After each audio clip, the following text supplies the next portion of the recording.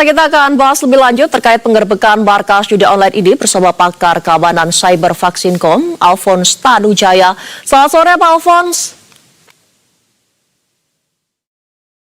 Selamat sore, Pak Alphonse. Apakah sudah bisa mendengar suara kami?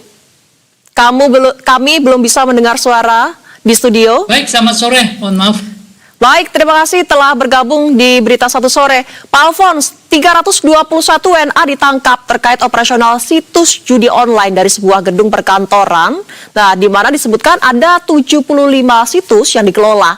Apa tanggapan Anda terkait hal ini? Mengapa, Pak, sebanyak itu situs judi online dikelola di dalam negeri ini? Kita perlu mendudukkan hal ini pada posisi yang ini ya, yang nyata ya. Jadi sebenarnya ini merupakan satu kejahatan terorganisir,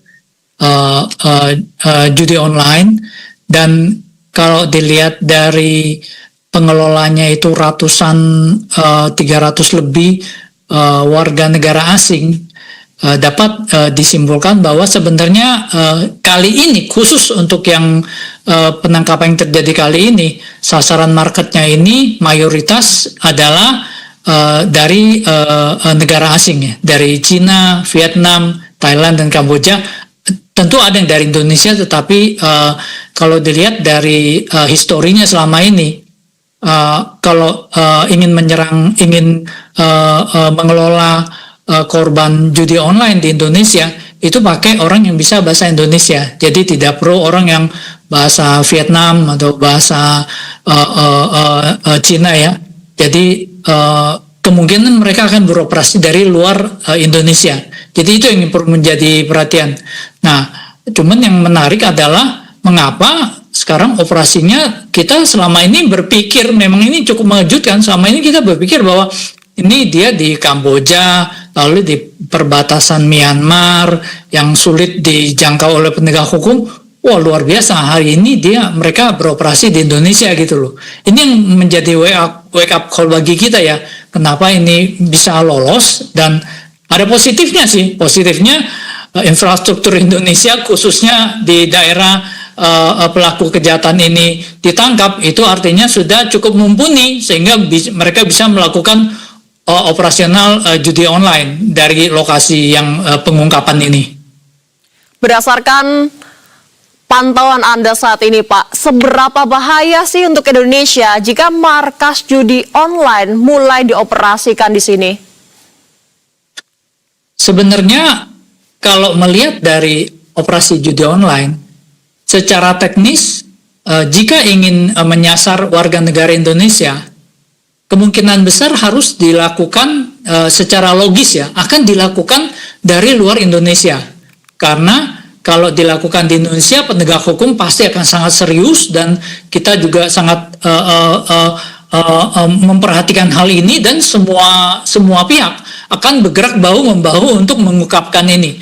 Tetapi jika ini dilakukan dari luar Indonesia, yang jadi masalah adalah yurisdiksinya. Walaupun kepolisian tahu ada judi online yang menyerang orang Indonesia, tapi yurisdiksinya di negara lain, ya kepolisian nggak bisa apa-apa. Jadi kira-kira kuncinya seperti itu.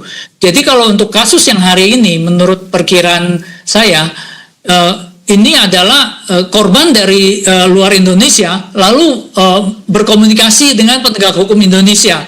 Dan penegak hukum Indonesia yang patut kita apresiasi, melakukan koordinasi yang baik, dan ini nggak cuman kepolisian aja, pasti ini melibatkan dari Komdigi karena untuk mengetahui IP-nya, lalu kita harapkan nanti ada dari PPATK dan OJK juga bisa terlibat, dan BSSN ya, karena ini melibatkan ada situs-situs judi online dan peredaran uangnya. Lalu yang khusus untuk kasus yang 300 lebih dari warga asing ini, ya tentunya imigrasi ya, ini perlu menjadi satu perhatian khusus, bagaimana ini bisa lolos. Jadi ini bisa menjadi pelajaran yang berharga, dan kita semoga kita bisa belajar ya dari hal ini ya. Pak, seperti kita tahu bahwa kasus seperti ini belum lama terjadi dan sudah berulang. Sebenarnya Pak, seberapa sulit menelusuri situs-situs judi online dan memblokirnya dari jagat maya? Karena ini kan juga menjadi PR bersama. Kita perlu jujur ya. Jadi begini, ibaratnya kalau kita lihat, kalau ada demand, selalu ada supply. Jadi kita lihat contoh dari kasus yang lain, kasus misalnya gembong narkoba. Jika ditangkap satu gembong narkoba, lalu dalam waktu singkat akan berganti, gembong narkoba di penjara gitu, akan berganti. Kenapa berganti? Karena permintaannya tinggi, keuntungannya tinggi, dan belum ada yang mengisi. Judi online kira-kira seperti itu. Jadi secara tidak langsung kita melihat bahwa ini artinya perkembangan digitalisasi di Indonesia sudah cukup baik, marketnya cukup besar, dan setiap kali tertangkap pelaku judi online-nya, apakah koordinatornya atau gembongnya, itu akan selalu digantikan. Jadi kalau jangka pendeknya, memang kita berusaha memblokir, walaupun mereka akan mencari situs lain. Lalu kita berusaha untuk menindaklanjuti secara hukum. Tetapi jangka panjangnya kita perlu meningkatkan literasi digital dan literasi finansial dari masyarakat Indonesia.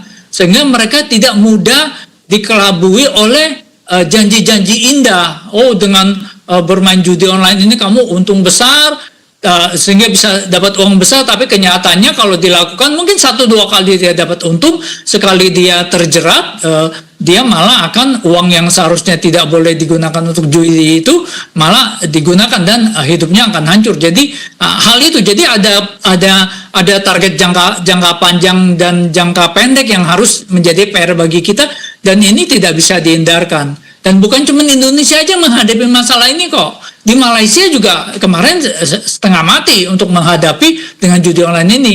Lalu bagaimana cara memblokirnya gitu?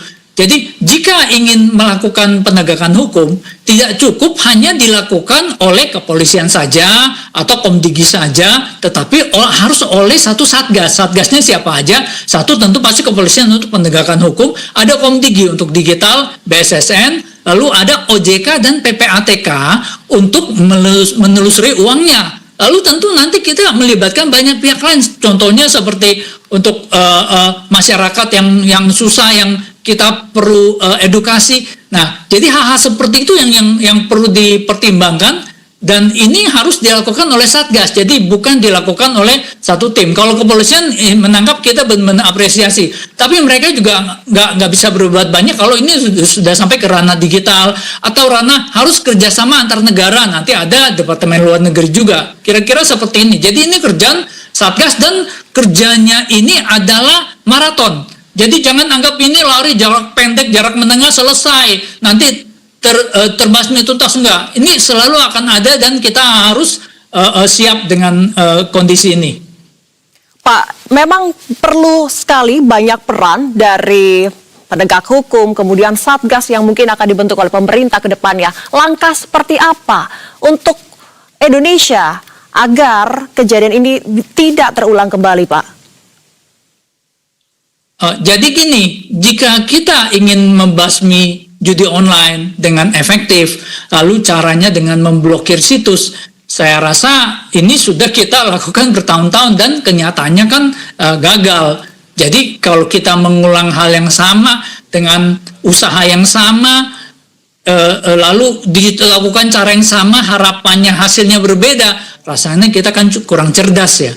Jadi kita perlu menyadari, kita perlu belajar juga bahwa kalau misalnya contoh, mereka ada iklan judi online itu kan mesti mencari korbannya, mereka ada iklannya, oke? Jadi jangan tiap kali keluar iklannya kita blokir, dia kan gampang, dia tinggal pakai program bikin iklannya, kamu blokir dia bikin lagi, bahkan dia masuk ke situs pemerintahan, situs pendidikan, muncullah di situ kita blokir, nanti yang punya situsnya ngamuk ke kita yang memblokir itu kan.